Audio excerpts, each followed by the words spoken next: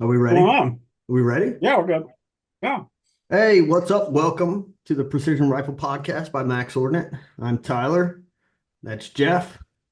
What's up, dude? I'm just throwing down a protein bar because I'm hungry. You're always eating on the show, man. Always eating on the show. Man, I should just stop apologizing at this point because I just eat. I know people should just understand that that's what you do.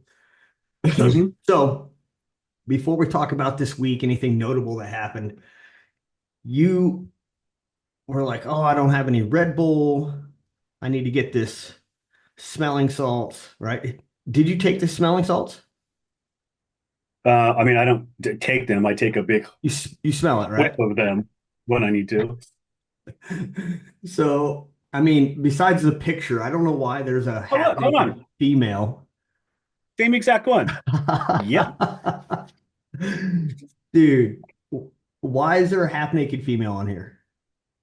Because that's supposed to wake you up, or is that just marketing? I don't know. I I don't know mean, either. would you use it before sexual interaction?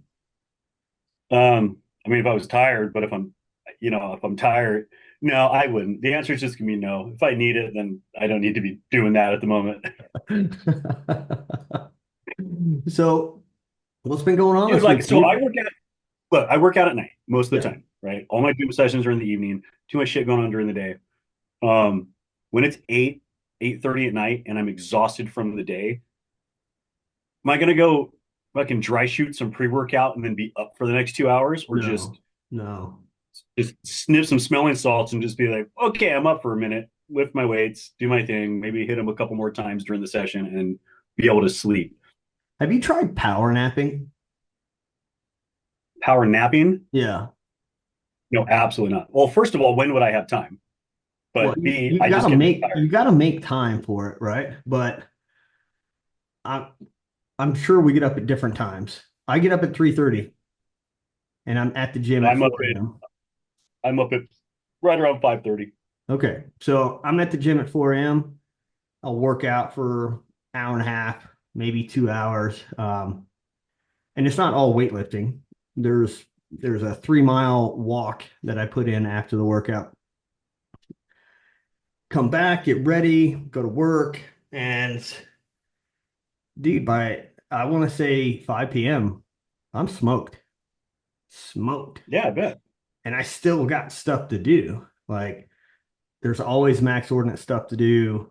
Um, so 15 minutes, 20 minutes, set an alarm, just boom, crash out.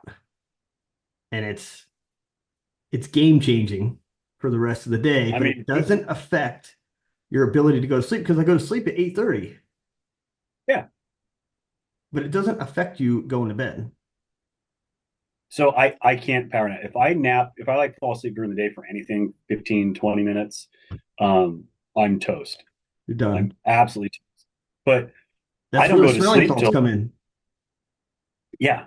I mean, I last night I was in bed by 9 and then was up by 9:45 with the screaming baby, back in bed around 10:30, back up probably night with a crying toddler. Mm, I maybe got 4 hours sleep last night. And then I'm up at 5. hell Like I'm yeah. just up for the day. But power nap is just going to put me so far into like the nap that I act like the sleep I need and pull me right out of it that it just kill me. That's fair. That's fair. So we're not gonna we're not gonna show a bunch of videos. There's just one video that I want to talk about. I don't know if you sent it or if I think you sent the bipod one. I don't know why, but it seems like the only videos that are constantly coming up in our feed that we can talk about is from MDT. Yeah, so but that's a testament to them and whether we think it or not, good marketing because they come across our feed a lot. So Always, kudos to them. always coming across the feed, right? Um, I don't always disagree with what they throw out. No, but you sent a tripod one you came across and it wasn't MDT It a wasn't. couple days ago. What was it? No, some random dude doing a set up his tripod and take a shot, which I was gonna do, I was like, I can do that. But then I just never got around to filming it. Was that a story? I think that was a story. It may have been and it disappeared. That's why we don't have access to it. Exactly. I tried to pull it up so that we could check it out and it's gone.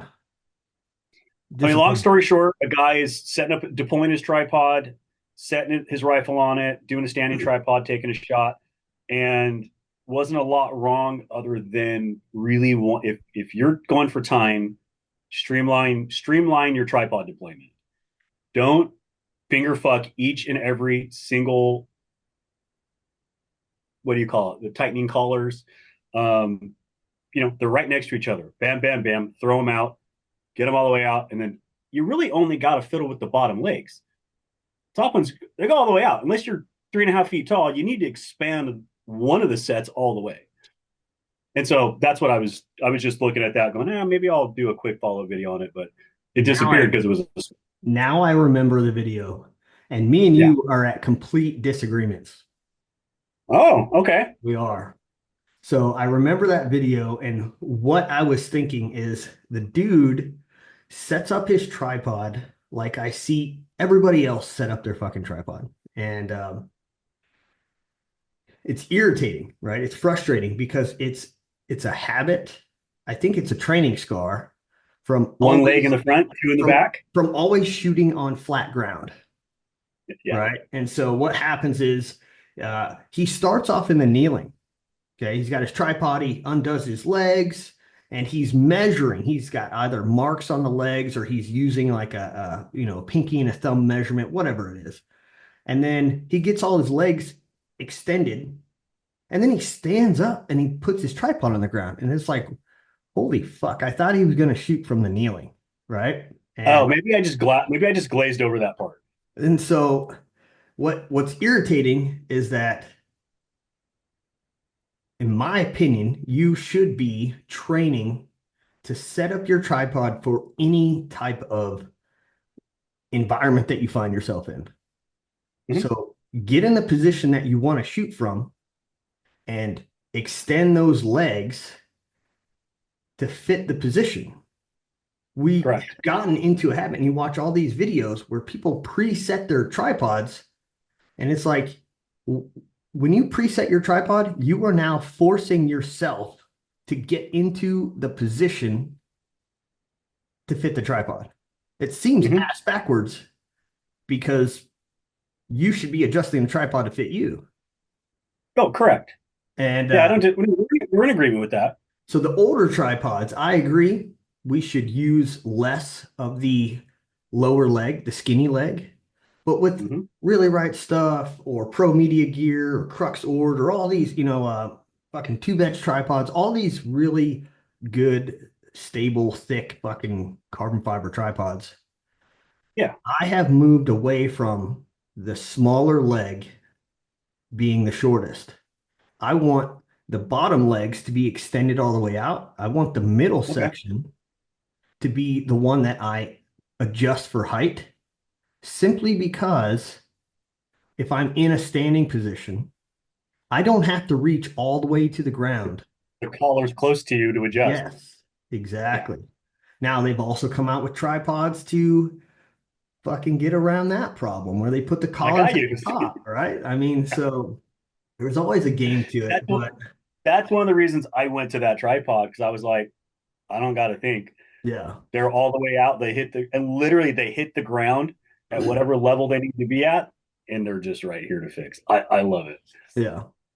So the presetting of the tripod, it's a pet peeve, and I blast my military students on it all the time. Like, stop fucking doing that, right? Because what'll Hmm. happen is they'll set their tripod, they'll put the rifle up there. I'll come critique their position like you're not relaxed. Look at you trying to force the position. Then they'll have to take their rifle off, adjust the tripod, right? If they just did it right the first time, it feels slower, but there is no adjustments needed afterwards. You done set up everything you needed from the beginning. So I don't know. I'm fucking weird. I have pet peeves, and that's one of them. So No, I agree with you. I think, I mean, I probably just glossed over the part where he was he was presetting it. I just literally thought he was just taking forever on how he's doing it. I didn't notice that he was just measuring it. But yeah, we're on the same page, right? Like I will throw again. I don't disagree with having the bottom legs be all the way out. I think that's something I hadn't thought of. But on my two vets, that top leg section isn't that long. So even with it all the way out, like it's really quick for me to reach down and do it. And that's just because that's I probably haven't done it the other way to be like, oh, go bottom legs all the way out. So that's something I'll try. But I don't release that tripod anymore. I use my two leg with the reverse legs anyhow. So Your gamer tripod. I'll tell you where I've gotten really good at adjusting my tripod over the last 6 months is out in my backyard shooting rats with my thermal. I was just gonna say that shit. I adjust my tripod 40 times a night Yeah. because I go my hill pointing uphill to the edge of my hill, which is level, Yeah. to the chicken coop, which I have to point down. So I'm literally adjusting it like 40 times a night. And it has really helped me game how I run my tripod. It's good Um, practice, man. it Yeah. is, it's fantastic. Yeah. Honestly, I've got more practice out just shooting rats on the hill than I have all last year. And doing stuff like that helps you start learning more efficient ways. Like there's more than one way to change the elevation of your tripod. You can change the leg height, right? But if you're starting from a standing and you set it up to aim up, right? You're aiming at the upper portion of your hill in your backyard. And now you're going to come down to level. You could unlock the legs and make the adjustments, or you could kick that front leg out one notch and drop the entire level of the tripod, right? So it's just working and manipulating your tripod. Dude, you're going to be a tripod master here pretty soon if you're not It's already. it's funny to say that because I'll run my rear leg low, and I'll run it a little taller than I normally would just so I could get it up. Um, and then I'll end up doing exactly that. I'll just kick one leg down Yeah. to bring the whole thing into cant, and then I'll just flip it around and I'm pointing down already, and it's really fast. Yeah, So exactly. there's a lot of ways to game it that I'm learning that I haven't, and I've always been really competent off a tripod. I'm learning new tricks over the last 6 months that I didn't have a need to learn. That I'm like, oh, this is kind of a cool way to game it. So it's a lot of fun. Before I show you this video, one last thing about tripods. How long do you think it should take you to set up your tripod? Any position, right? I'm not talking about the complicated, we're up on the field course, we're up on the high angle mountain, and you're building a weird position around a fucking rock outcropping. I'm talking like normal, decent positions. How long to set up your tripod and get your I mean, rifle? I'm gonna guess, but I'm gonna say standing no more than 10 seconds and maybe seated 15 because that's kind of sometimes a little more complicated. It would depend on tripod, right? Like your tripod will Yeah, yeah, go standing super fast. yeah, but seated it's tough because I have to splay the legs out. Exactly. Yeah. Right. So I was going to say on average, every position, standing, kneeling, seated, regardless of the tripod, I'm thinking you should have rifle on tripod and tripod set to the right height in 20 seconds or less. Okay, I think that's uh what's the word I'm looking for? Generous. It is generous, right? Um, I'm just thinking like any competition I've competed in where they've had a tripod stage and you've had to deploy the tripod on the clock, typically I wanted that tripod set up 20 or 15 seconds to give myself, a minute and 15 seconds or a minute and 10 seconds to go through the course of fire. Okay, fair. Right? And you would know, right? You've got the experience in that field to kind of have the data for that, right? Like I wouldn't really know. The experience in like situations where Yeah. time matters. Yeah. Yeah. You know. All right. So this next video, it's of course another MDT video, right? Um, I'm not critiquing the guy. I'm simply asking questions about what he's saying, right? And it's his personal preference. So I'm going to share the video and I'm going to hit play on that shit. All of my elevation. I hold all my wind, I dial all of my elevation. So an NRL hunter, I suppose you could with a Christmas tree reticle hold your elevation, but why? I mean, it's so quick to just dial to your doe with your elevation. It's not going to be a factor that times you out. I absolutely dial all of my elevation. So what do you think? I mean, again, we've had this discussion, and I don't disagree for him. If that's what he chooses to do, I Yeah. guarantee you he's faster at doing that than he is probably even holding, because that's what he's trained. I, I think it's a pretty hard statement to say all my elevations all the time I will always dial. That I probably couldn't get behind. I dial most of my elevations, Yeah. but not all of I would say, and I try to do this with like some of the team shooters when they first started shooting with me, or, you know, uh, myself to be included. But go to a monthly precision match or go to a gas gun match and force yourself to do nothing but holdovers, right? Um, them. Holdovers is just as accurate as dialing. There's It fucking nothing, better be. it's fucking, there's nothing wrong with it, right? And it's a skill set that you should be comfortable and confident to Yeah. employ whenever, right? Yep. You should not be beholden to dialing. That's my opinion. Maybe for NRL Hunter, maybe for Steel Safari competition dynamics, right? Where I find the targets and I simply just have to find it and shoot it and then move on to the next one. But if you're competing in different styles of competition where, hey, from position one, you're going to shoot target one, two, three. And then position two, you're going to shoot one, two, three. And then position four, three, and four, you're going to shoot one, two, three. Think of how many times you're dialing your fucking scope every Mm-hmm. position, right? Whereas you dial for one target and you hold for the other two, you're saving time, but Yeah, it I was gonna takes say, confidence. I think where you'll see it mostly for me is I'll if I have three targets in succession, I will dial for the first one and hold the difference, Yeah. because that's fast and quick and easy. Yeah. I won't necessarily go out there and be like, oh, I've got 7 mils and try to hold it. Like I'll dial that. But I mean, if I've got one at 7 and then 7.4 and 7.2, like I'm going to hold those. I mean, there's a technique called average distance where you have a string of targets from, say, 400 to set, or sorry, 200 to 700. So you write all those targets down, you add them up distance wise, divide them by how many targets you have. You dial for the middle or you dial for one target close to that middle range. And then you write out your holdovers or your hold unders for every target after that.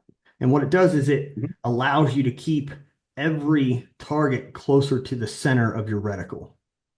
Yeah. Your holds are quicker, they're faster. It works really well with like a mil dot reticle where you don't want to be holding, 5 mils, or if you're shooting 700, 308 and you got to hold 5.7. I'm sorry, there's no 5.7 on that reticle. It ends at five, so Yeah. um, I think holdover is a skill that should be practiced, and you need to be confident in it. It's just, again, it's a tool, right? And I agree with him, NRL Hunter. I don't think you need to hold, but I think there are situations where it would be beneficial that you don't show up unprepared, right? Yeah. I So think if you're not dialing for the weekend tactical matches, you're not going to do very well. Or 100%. I if mean, you're not if holding, if you try to dial in a gas gun match, you oh, you're done toast. you got last place, right? Everything in Mhm. gas gun is time based. So you're out there and it's like, hey, you got these five targets and you're going to shoot them from these three positions. if you even think about dialing, just you should have just donated your match fee because you ain't doing shit, right? You're going to Well, lose. it's funny because when we were at the range last time and Nick showed up with his hot shit, gas gun. Yeah. I was like, yeah, I want to go shoot that and go shoot the hill. And it was like, shoot those targets at 200. It's point two. Just hold point two. Yeah. Like, yeah, super easy, right? It's that's somebody who's used to holding all the time. Yeah. It's a skill set, man, and it's well worth it in my opinion. So, to be a complete shooter, I'm not going to show the screen for this one. I just want to read it. It's a I don't even know I don't know where they're located at. It's a training company, and I believe they started 2 years ago. The thing that caught my eye, and I'm all about people getting out there, starting a business and trying to be successful. But you can tell that he's probably a scout sniper, to be honest with you. He got out, uh, started a business because this is People, Tyler, I don't know what to do with my life. I mean, I don't have any experience in that. But I did go through this same mistake, right? And in the early days, right, what did I have to rely on?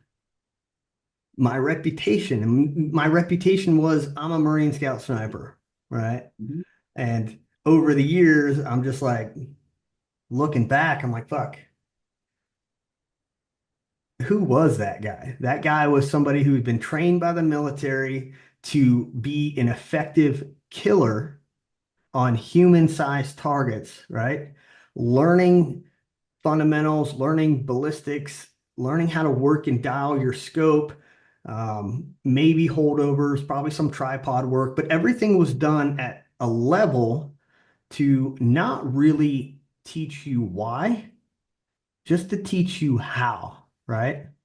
It takes Yeah.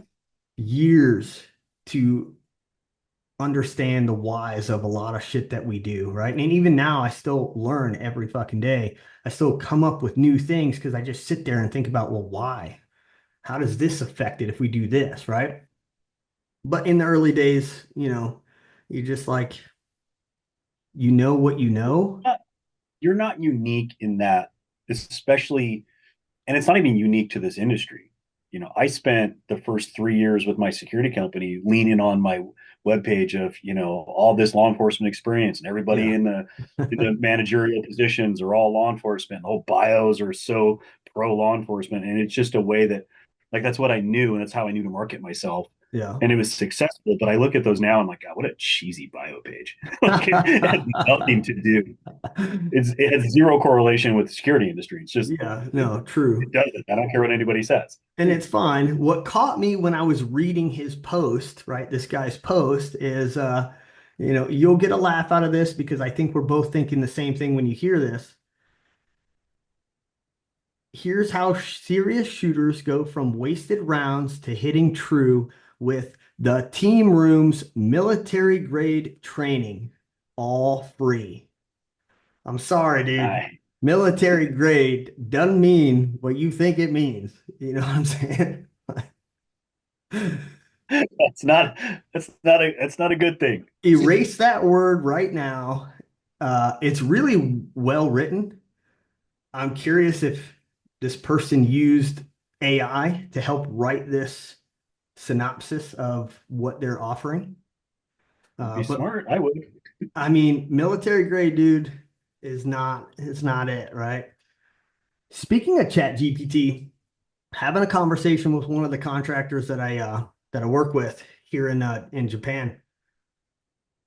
Dude is uber smart and super techie, and we were talking about early warning devices and essentially setting up a surveillance system inside a building or a house for a hide site, for a sniper team, for a reconnaissance team. Like, how do you monitor the door? When you're a small team, you can't cover everything, right? Mhm. You need ways to be alerted if somebody's in the house or in the building, right? And so, can you use a camera? Can you use a rudimentary early warning device that, when it's tripped, it just sets off a little LED light that's in your admin area. Like, so anyway, we're discussing this and we get off on a tangent about Chat GPT. Dude, like I am such a noob at using this, but I pulled it up, right? And I used it the other day and I just simply typed in a question and it spit out some answers for me. And we talked about it, me and you did, right? What the answers Because were. I use it a lot. And it was in regards to a podcast. So talking with Chris, he's like, there's other ways to use Chat GPT or these AI functions, and you tell them what you want them to be. And I'm like, what? He's like, yeah, you tell it, hey, you're a small business owner. Read this book and tell me the 10 best marketing ideas from this book that you would apply to your small business. Right. And that's just generic. And boom, it gives you so many different answers if you were just to ask it, give me the 10 best marketing ideas. You almost have to put the AI in the mind frame of you or what you're looking to achieve on that thought process. This shit's crazy, dude. So I was going on a fishing trip a couple months ago. It got canceled because of weather. Okay. And I had to pull all my gear out and I'm going through all my stuff. And I've got everything from like 120-pound rigs down to 20. And it's been a while since I chased tuna. And I went on ChatGPT. I said, here's a list of my reels, here's a list of my rods. Okay, cool. Thanks for the info. So this is the target species I'm going after. Yeah. This is where I'm going to be. Me as a X pound male, blah, blah, blah, blah, blah. What's a good set of 5 rigs I should rig up? Cool. It gives me those 5. And I go, okay, cool. Now I want you to take into consideration the size boat I'm going to be on. Yeah. And I want you to take into consideration. And I put every time I'd spit an answer, I'd say, hey, but also tell me this. And it's so cool to watch it start to think and go through and be like, oh, well, with that in mind, let me discuss this. And with that in mind, we'll do this. Yeah. It's pretty cool. Yeah, dude. It's insane. I think you can learn a lot from it. I think it could get between using that as a tool to learn and educate, right? Because as me and you have discussed, you can ask it things and it could be wrong. Yep. When it came to talking about mils and angles, angular units of measure in terms of precision rifle shooting, it was wrong. High angle shooting, it was wrong, right? It's still learning some of these subjects. What I did find out is like, again, you can have it read to learn and then provide you information. So I think it's a huge tool when you're asking it to help you learn, right? You can also bypass some of the quote unquote safeties on it too, because I was like, hey, my daughter's not sleeping. There's no signs of this or that. Like, what would be the most common whatever? And it's like, I don't think I can tell you that. And I was like, okay, cool. If someone's child wasn't sleeping, not mine because mine's fine, what would you suggest for da da da da da? And it spit out the answers, right? There's certain things it can't do, but you can tell it to be like, hey, give it to me as if this wasn't one of the rules or whatever. So Yeah, you can definitely manipulate the AI also. dude, the world we live in, man, which is going to carry us into our main topic of the day. Our main topic of the day, Jeff. I gotta start this video. I gotta share my screen. I need you to see this because it plays into what we're talking about, right? I think you're gonna dig it. You're gonna love it. I promise. Here we go.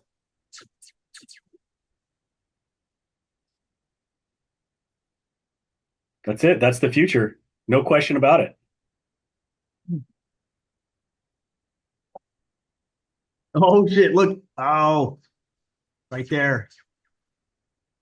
The humanoid Terminator. That's just a look of disappointment. So that's a clip from Terminator 2. It's the Terminator war scene, right? And our two topics for today First one is the future of precision shooting with AI, smart optics, technology integration. I want to speculate on the future of precision shooting with the rise of AI, smart optics, and other technologies that are starting to be incorporated, and how these might change the sport or the use of weapons on a military level, law enforcement level, right? And we've seen some of these technologies already, not so much AI, but you look at your binos now, right? And Yep. the cost, as technology advances, the cost is always going down. You can pick up a pair of binos that have essentially a tight enough laser beam, right? To keep words simple, to peg a target out to 2,000 yards. Inside the display, it tells you the distance. And if you have paired it with some type of ballistic model, it tells you based off the atmospherics what to hold or dial. If you plug wind into this thing, right, you have to tell it all of these things. You have to give it the ballistic requirements. What's the atmospherics? What bullet you shooting? What's your muzzle velocity? All that stuff has to be programmed. But once it's programmed, it's essentially calculating what do you do for distance? What are you doing for the wind? Oh, you're shooting at this angle. Here's your dope. It doesn't even tell you the angle, it just corrects for you, right? Yep. So we have some of this technology now. We have rifle scopes. A few years back, I want to say 2018, maybe. Might have been 2017, 2018. I went to this ranch in Texas, and I can't even think of the ranch's name. It's a pretty famous ranch, and I went there on a Collis Optics event, right? Now, I know what I'm doing. I'm a pretty smart guy, so I'm going through this 3-day event. It's a marketing event, but you're also there to kind of learn some shit. But I know what the fuck I'm doing, right? I really just wanted to shoot the scopes, and it was a Collis and Swarovski media event, right? And so the first day I shot a Collis 3-18 on a Bergara rifle, had a lot of fun, shot really well. I can't say that that turned me into a Collis lover. Like, it didn't change my mind. You know, I thought it was okay scope. Clarity was all right. And then the day two, I switched over to the Swarovski. Now the Swarovski is got cap turrets, but what it does have is it has essentially a Bluetooth modulator and a brain with a push button. Okay. So you download the app on your phone, you plug in all your ballistics, and then you feed it to that scope, and it's got it saved. You don't need to keep your phone on, right? Yeah. You aim at the target with the reticle. The reticle is on the second focal plane. All right. So whatever magnification you dial, it's compensating for the magnification that you're on. So you aim at the target, you press the button, it ranges it. And then there's a little red dot that pops up on that reticle somewhere as a holdover. You put that dot on the target, and then going out to the side, you have 5 and 10 mile per hour wind dots. I shot that on day 2. Dude, I fucking love that thing. I loved it. Now, would it work for competition? Probably not. I mean, maybe. I don't know. I guess you'd have to run Depends on it. how fast it is, right? And it depends on the competition, right? Could you run it for NRL Hunter? Probably. You're not, but if you're working with a partner, you're not able to give them the range. It doesn't tell you what the distance is. But on the third day, we had the option, run the Collis, run the Swarovski. We're going to go do this course of fire. It's 20 targets, right? Now, this is a very popular ranch. Many people go through this. It's based around military and hunting. They do exotic big game hunting there. Like, you can pay like 15,000 to go hunt some exotic fucking zebra or whatever. Shoot a giraffe. Yeah, but they got this crazy course of fire. It's 20 targets, and you think about how long this ranch has been there, how long they've been doing this competition, this drill, and how many people have done it. I'm number 73 to clean this course of fire with the Hmm. Swarovski range finding scope. We had some wind that day. Hey, just put the wind dot on there. I think it's blowing 6 to 7. So just put the 5 mile an hour dot favoring the one side of the target. I mean, it was sick.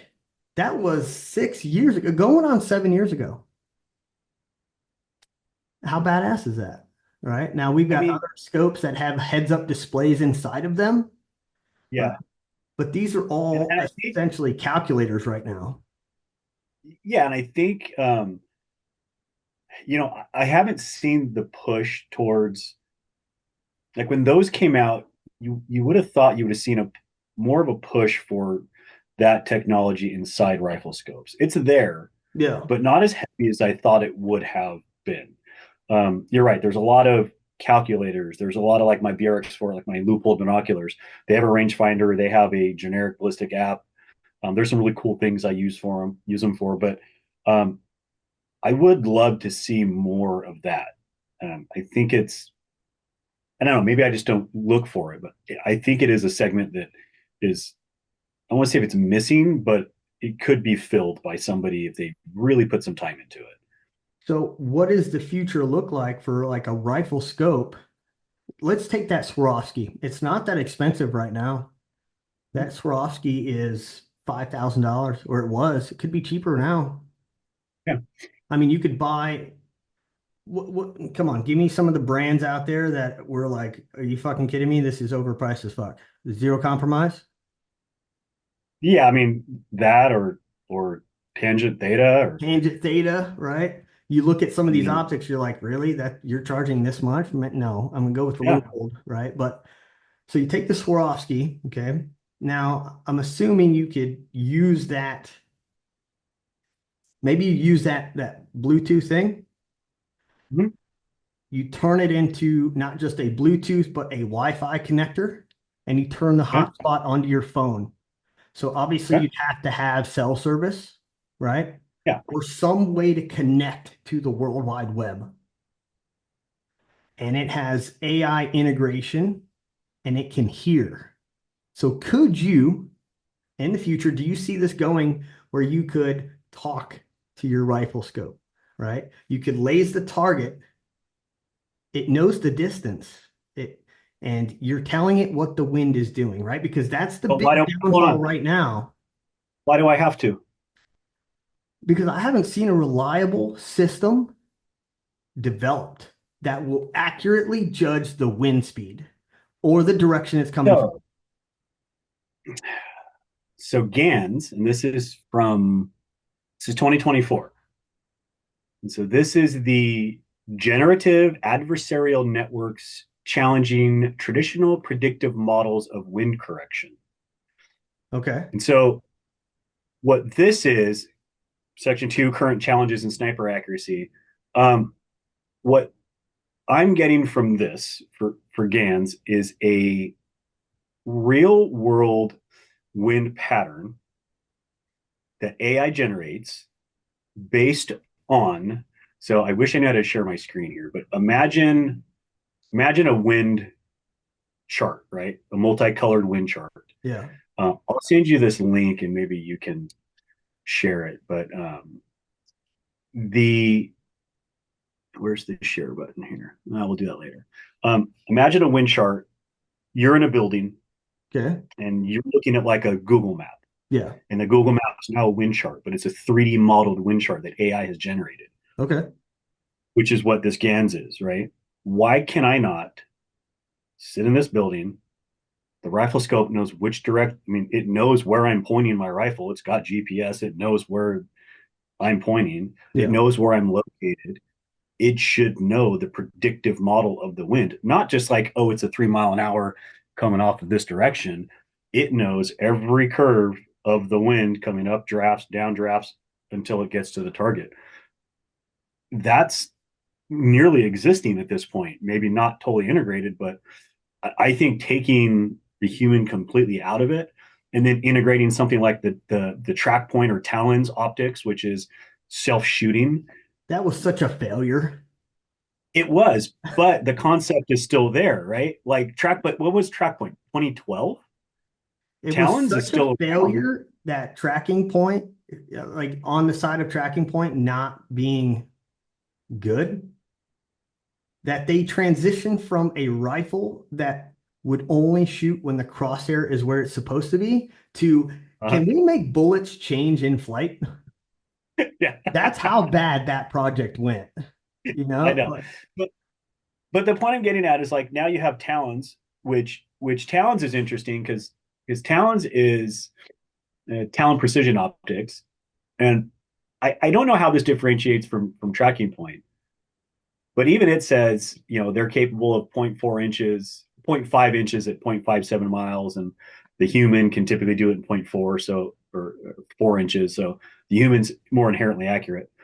But this is still getting into integrating all of these things together and having the smart AI scope that is attached to the web, which has live predictive wind models, which is attached to the Talon optic or whatever, which is attached to the rifle, which just knows that I literally have to say shoot, and it does whatever it's going to do.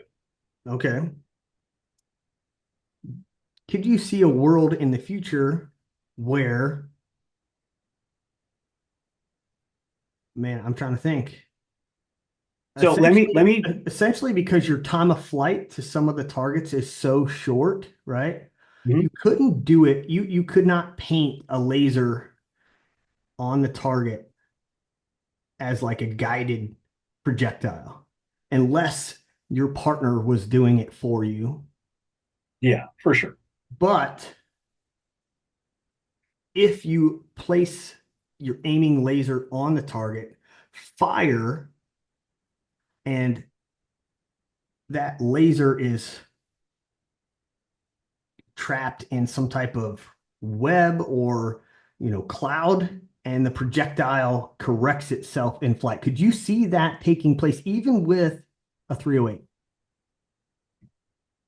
They are working on it now where projectiles are able to adjust trajectory in flight. Yeah, I mean, yes. Is it something I see in the near future? No. Is it something I see that could be a thing? Yeah. It's no different than launching a missile and it changes direction. It's just Do how you small do you think make the that technology? is not feasible? I think anything's feasible. You work at it long enough, but do you think it's worth it to go down that rabbit hole of, hey, every projectile can adjust itself in flight versus what you're talking about, where you have all kinds of AI built into this system that gives you a 99% hit probability, right? Or maybe it's less, but what's acceptable, right? Because people ask me all the time, Tyler, how far do you think you can shoot and 100% hit results, regardless of the conditions outside? And I'm like, well, I mean, first off, what's the caliber, right? Yeah. Because that's a big part of it. If you think about like a 308 or a 223, right? Those are for a 308, it's a 4 mile an hour gun, and for 223, it's a 3 mile an hour gun. So you're talking about a 4 mile an hour wind for a 308 at 800 yards, moving the projectile zero point 0.9 mils. That's left side to right side of a man-sized target. You know what I'm saying? A I, small change in the wind could shift your projectile yeah. from one side to So the other. it kind of goes back to the debate of the 90s, which is, are we going to go HD CDs or HD DVDs, or are we going to go Blu-ray? And some people chose Blu-ray, and some people chose HD DVDs, and eventually Blu-ray won. It depends on where people decide to put the technology. If you look at, do I think we'll put money and time into smart bullets? Probably not. Yeah. I mean, depending upon how small you make the technology, you could probably eventually only be $6,000 a bullet. Like, I don't know. But could you do the other systems, which is more AI optical based, and run algorithms, which kind of already exist in other industries that you can turn integrate into the rifle, and then do something like God, I'm trying to what's there's a system out now which they're currently running, which is it's not a what's the big gunship they run to like shoot missiles out, like shoot incoming missiles out of the sky, like a phalanx or something, shoots like a bajillion bullets a second. Like Um, like a Gatling whatever that's gun? called. Yeah, kind of, but it's like it's all robot based, right? And it shoots incoming missiles off of like ships and stuff. Oh, Um, the Sea Whiz. yeah. So what they have now is a I don't know if it's called a bulldog system or something like that, and it's basically that, but it's attached to a what is it the what is the what's that heavy machine gun that you all carry? The 264, a 265, a whatever. Well, we have a Anyhow, heavy machine gun that is man portable called a 240 Golf, okay, something like that. 40 It basically Bravo. utilizes something like that. And what it does is it now is attached to the back of a light pickup truck. It uses AI and predictive algorithms, and it's shooting drones out of the sky Yeah. with minimal rounds out to 200 yards, which hasn't been capable before. So it there's no like hard. It doesn't. The technology doesn't have to be only one thing. Maybe the predictive models, or maybe it's not just maybe we don't have to be like, okay, cool, we have all this AI, all this software, and we have to make that one shot. Well, can AI do it in 3 shots and never miss? Well, Yeah. maybe that's what they do, right? Because currently that's what they're doing. It's only taking like 2, 3 shots, they don't miss. And it's just using predictive algorithms for these drones. So the point I'm making is it all depends on the need and where people decide to put the technology. I don't think making smart bullets will ever really be a thing other than delayed explosion type things, or that kind of smart timer stuff. But um, I think the stuff that's coming out is going to be pretty cool in the next 10 years. So what do you, uh-oh. Oh, hang on, pause. Oh, pause. We're pausing right now. So my next question for Jeff, and he's talking about, maybe this AI can hit this drone in 2 rounds. Well, that's 50%, or 3 rounds. Well, now it's 30%. So I guess I'm wondering, AI, what is our desired hit percentage for this system, right? And what could a human offer? So if somebody were to ask, how far can you shoot, and you feel 100% confident that you could hit first round, I'd say with a 308, I'm I'm pretty damn confident that I can hit first round at 800, 100% of the time, right? Now, does that mean that it's always going to happen? No, I make mistakes just like everybody else, but I feel I'm in that upper threshold. If I was using a different caliber, flatter trajectory, better ballistic coefficient, like a 6 millimeter or a 338, I'd say 1,000 yards all day. I'd feel 100% confident, right? So, Jeff, you're back. What I'm trying to get at is what's an acceptable, like what is our desired accuracy hit percentage for this AI? We want 90%, right? I mean, no. More? I think what's an acceptable miss rate at 1,500 yards for 1,500? What the fuck yeah, are you shooting first off? right? So human sized target, 1,500 yards, What caliber? That's a big part of it. 300 win, That's still 300 round. it's still a hard fucking shot. I mean, Yeah. anybody that could pull that off in, you know, 3 rounds or less, pretty fucking baller. So, okay, let's be more realistic. Let's say 300 and we're out at 1,000 yards, Okay. right? That gets us just inside most, that's an acceptable engagement distance. And it gets us out of that, things start to fall apart with whatever caliber you have distance. Yeah. So let's say 1,000 yards, right? Okay. Because even beyond that, even AI is going to run into things it can't predict. Correct. It is, right? It can't predict uh, an excess SD on military fucking rounds, right? It can't predict certain things. So I mean, it doesn't know what that round's muzzle velocity is going to be until it comes out to shoot, right? So of course you so have variables. yeah. So I don't know. I would think that inside of 1,000 yards, I think maybe 80%, 90%. I don't know. I think maybe you're right. I think maybe 90% is probably acceptable. I would say 95% is probably the number to shoot for. So overall, when we talk about AI, would you say just the biggest benefit is processing speed?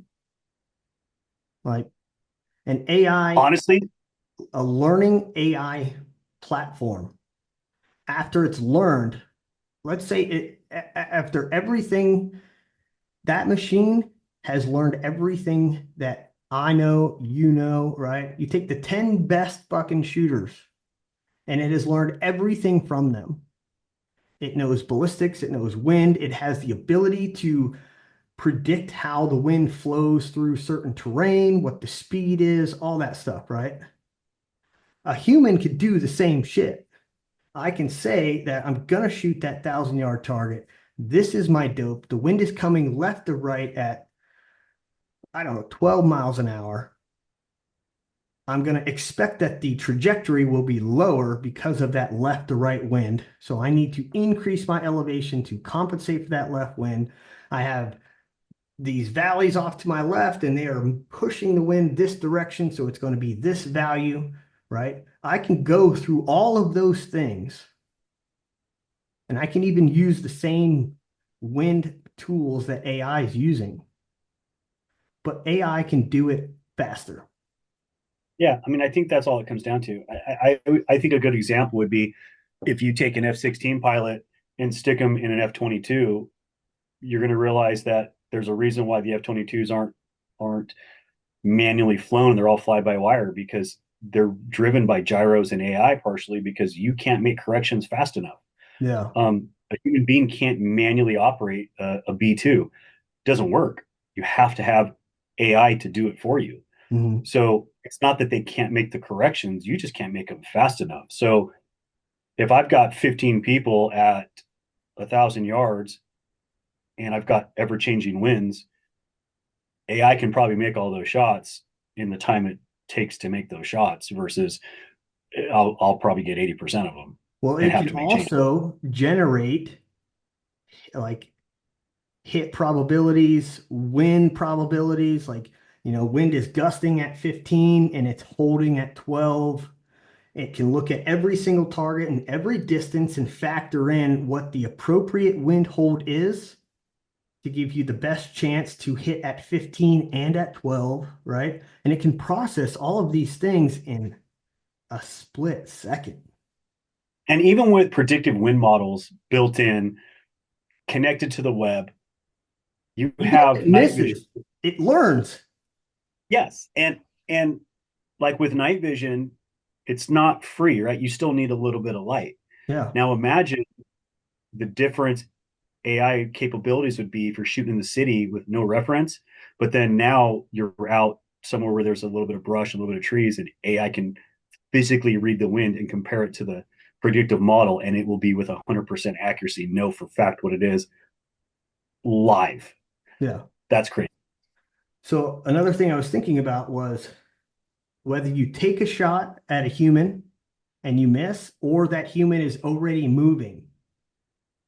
We as people, we have to observe them, right? And like, I don't like to, especially when we're dealing with like people on the military side, law enforcement side, like I hate when people talk about like that guy's walking at, or that person's moving at 3 miles an hour, or, Yeah. I'm going to measure how many mils he covers per second, and I'm going to figure out how fast he's moving. It's like, why? You can look at a person and you can tell if they're walking, jogging, running, or sprinting, right? So use your brain as like identify what you see and hold appropriately, right? Now there's some error with that, right? Because when you get to those upper speeds, you may sprint at 12, maybe 14, and somebody else might be, NFL caliber speed running at 20. So there's some disparity there in the upper ends of targets moving.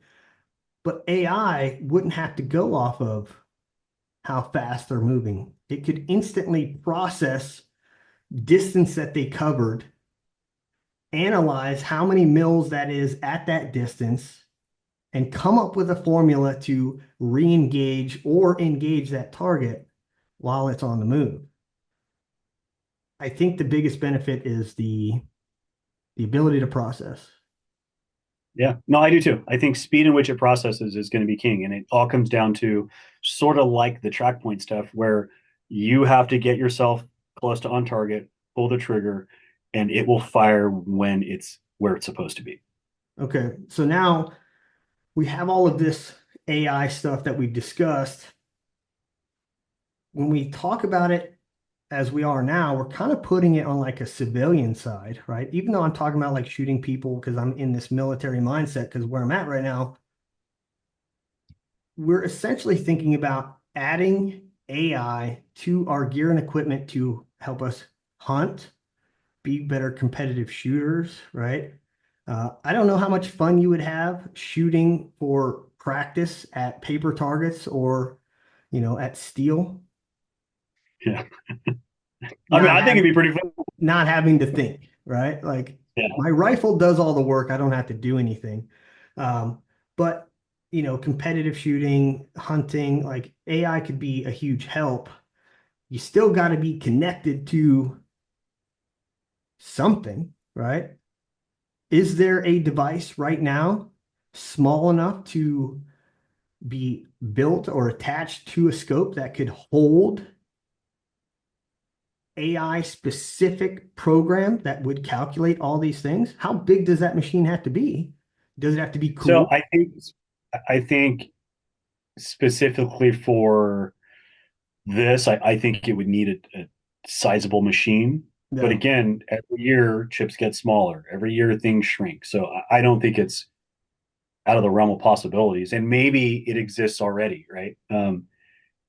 Going back to things like hunting,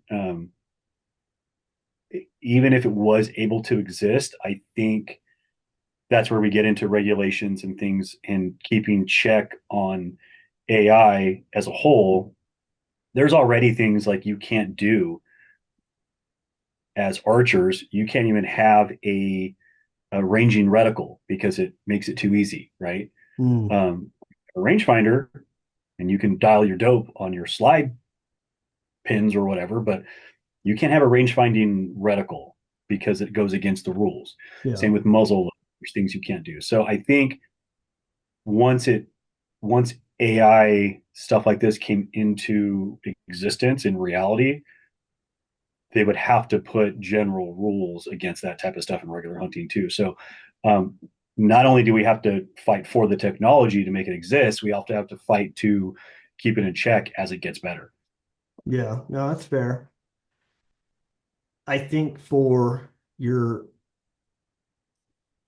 real-time wind correction, it couldn't just be loaded onto a chip. You would have to have some real-time weather Yeah, data, right? I mean, how small? Like, what's the smallest sat phone to get data? I mean, I'm sure Elon could build a fucking satellite this big, right, to go on a rifle. I mean, Dude, I mean, you're it all your probably already exists. every phone out there has GPS capability. So it Mm-hmm. is communicating with the satellite somewhere. So somewhere in that phone, there's a chip, right? When you take No, I'm this do this and apply wind it mod. to the military side, Jeff, right? There's other things that you have to start considering, right? And this is a discussion that we talked about yesterday when we're talking about like early warning devices, setting up, you know, IR cameras inside the house to essentially, like there was a mission that we did in Afghanistan, and we entered this giant abandoned hospital. Come to find out later, it was a psychiatric hospital because all the beds had the straps and shit. Nice. But the entire hospital was abandoned, right? And now you think about like a six-man team. We cannot, one, it would be dumb for us to want to clear that entire building, right? Two, we could not secure that entire building. We just don't have the manpower to Nope. stay there for 3 to 5 days and secure that entire building. Not with six guys, right? Because you have a guy on observation, you have a radio man, you have a security man, and your other three guys are getting rest because at some point they're going to be doing those jobs. So when you think about situations like that, how are you going to secure yourself in this area of the hospital? Well, we didn't have specific cameras that we could put up, or we didn't have that technology back then that we could employ. It wasn't given to us. It wasn't easily accessible. So on the stairwell, we had a claymore, right? And we had little things set up on the stairs so that if somebody was coming up those stairs, we would hear them, right? Mhm. The doors, we had two doors that were easy access to us. We also had those rigged up, but also locked and zip tied. So in the event someone was trying to get in, it's not going to keep them from getting in, but it's going to give us the time we need to posture ourselves in a defensive position, right? So you take that stuff into consideration. You say, okay, now I have this capability to put these cameras up. And basically where I'm going with this is if you start using Bluetooth, you start using satellite, if you start using radio waves, you are now giving off a signal. And signals can be tracked, right? You can pinpoint the direction, you can pinpoint where you are. And so what they're like, take places like Ukraine, they'll be in a building with the sniper team. That sniper team is on the radio. The Russians pick up that signal, and what's the reaction? They're not sending somebody to get you. They're just going to drop a bomb or hit you with artillery to bring that building down, right? Yeah. And so the same thing has got to be considered if you start thinking about like, can we put AI into these sniper weapon systems to make our snipers more deadly? Sure. But what kind of signals are you going to be giving off? How are you Yeah. going And I to guess expose yourself to the enemy on a different level? again, it's all mission specific, right? So there's, I'm sure, places that you guys have to go to that it's radio silence, that it's going with a very low digital footprint. And then there's places that probably doesn't matter, right? And I think that is, it doesn't mean you can't have the technology. It just means there's probably places you just can't use it. Yeah. I mean, we can't talk about it here. So many different techniques, procedures, methods to try and counter the signals collection side, right? To stay invisible on that spectrum. But I do think it's something that needs to be thought about when we start to consider some of these devices. For example, like you take a pair of range finding binos that have Bluetooth capability to connect to a Kestrel or a phone. Is that Bluetooth signal always on? You know how like Yeah, and you can you if you can have hack some, it, and yeah, you can hack it, but absolutely. also like let's say you have a pair of earbuds, right? Or you have a wireless Bluetooth keyboard. You turn the Bluetooth on, right? If you get within 10 feet of me, what pops up on your phone? It asks you if you want to connect to it. Mhm. right? So you now compromised where you are just by this signal, so it's a concern that needs to be thought of on the military side. So shifting gears from just not just the technology, but mind versus machine. Can a computer outshoot a human? And we've kind of touched on this a little bit here and a little bit there, but the role of technology versus human skill and precision shooting with advancements in automated turrets, AI-assisted optics. Is there a future where computers outperform the best shooters? So this is like the John Henry modern day, right? Can the machine dig a tunnel faster than the human, lay a track? So that's the question, right? Is it available right now? Can AI right now, can a weapon system existing today outshoot a human? Existing today, yes and no. Okay. It depends on the platform. If we're talking again, like we talked about before, shooting drones out of the sky, absolutely not. Right? If we're talking um, taking a single, well, for lack of a better term, a single sniper shot, I don't think so. I don't think that exists yet. So right now we're winning. Yeah, as long as we don't move. So then you got the other side of the house, right, where you can use some of this technology for defensive positions. You have it up in a tower, you have it guarding a base. You're in a combat zone and it picks up any movement, right? And we've seen this in some movies where, what was it? What's that new RoboCop movie? It's newer. It's not the 80s or 90s RoboCop. It's the new one. Yeah, And it's RoboCop. yeah, yeah. But the new one, right? Yeah, And it's just the new so one. those machines are all robots except for the one dude who is half human, half robot. But Mhm. the developers of that program had that little device. And if you had that device, the AI inside all of that machinery would not allow you to hurt any one of those people. So you have this AI technology, it's posted up in defense, and friendly forces have an indicator that does not allow them to be harmed. Anybody else, like, boom, right? What about moving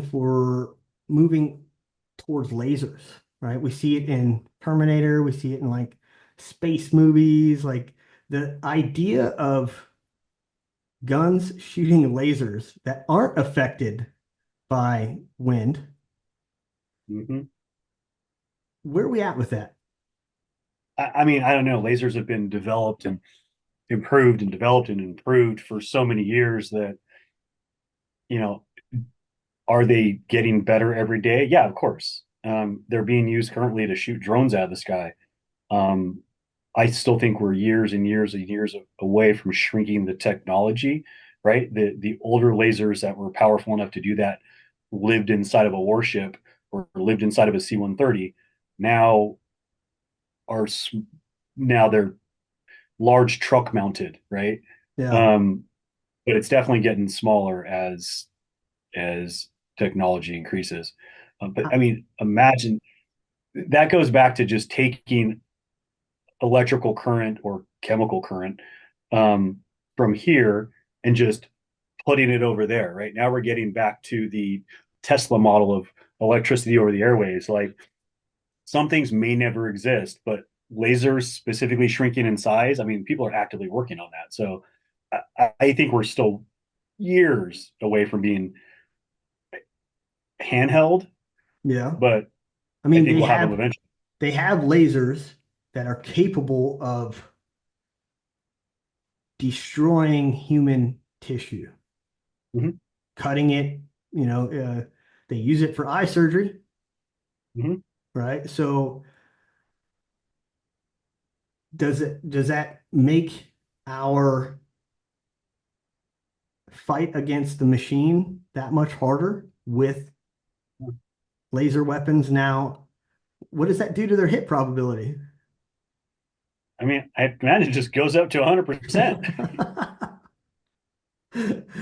uh, dude, I don't know. It just when you think about the future and where all of this can go, it gets you can get wrapped around so many different angles of it. Are you excited for it? I am. I think the realism in, for lack of a better term, my lifetime, the improvements I will see are going to be revolutionizing electronics and integrating them into optics and increasing efficiencies of bullet types. I don't think I'm a lifetime. I don't think in my lifetime I'm going to see AI replace me, but I think it will happen at some point. I guess it's just hard. It's hard to picture a human being replaced by a machine for certain things, right? Like, Yeah, 100%. Absolutely. And that gets back to, um again, they're not, it's not a live learning sentient being. It's still only what it is because it's been programmed by a human being to do that. So inherently it will have flaws also. So, when it comes time to make decisions, that's where we have to make a moral argument of, do we allow the AI to make decisions for us when it comes to that? And I don't think we'll ever be there. I don't think I don't think technology should ever, in any case, make a decision for a human life. Full stop. do you think we will ever see an artificial intelligence? What's the word I'm looking for here? Alive. Um, like a robot, like a humanoid, like a Does it have to Blade be, Runner. does it have to be a robot? Do you think we'll see? Oh yeah, it has to be a robot. You know how many nerds are going to want to marry their AI robot? They're already trying to marry their computers. Come on. There were some memes out there about, by the year 2030, men are going to give up women for their AI female robots who take care Yeah. of them in ways that women of today cannot, right? So, Yeah. I mean, there's again, little butler robots have existed since the 80s, and the technology will only continue to get somewhat better as the years go on. I don't think that the amount of money spent in humanoid type robots, like I think Tesla has one now, obviously Boston Dynamics has theirs, but that's not the end goal. I think the end goal is just proof of technology type stuff, like with the little dog robot, right? But even again, that's not AI. That is controlled by, that's a remote controlled dog. That's a huge RC toy. That's all it is. and that's kind of where I'm Uh, going with this is when I think of like an artificial intelligence becoming aware, right? It's a See, and I lot. don't, and that's where some people will be like, yeah, eventually it can be self aware, but I'll never, again, I don't, I think, therefore I am. I have a soul. It's not in my head, it's in my heart kind of thing.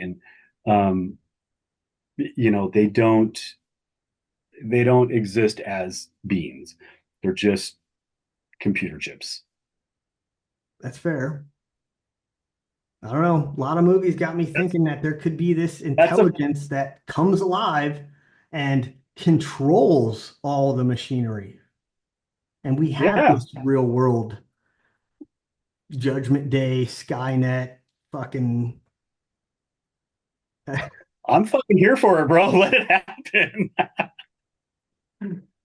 Oh my God, dude. Okay. You got anything else to add on this? I think we touched a lot. There's a lot of speculation here. There's a lot There of is. technology and AI, and we are meshing it together in a way that it hasn't been meshed together yet. Here's one thing I will say. I will say that the term AI is often overused. Yeah. And in my research for AI-based sniper systems, which I had to take that out because it only brought up Accuracy International.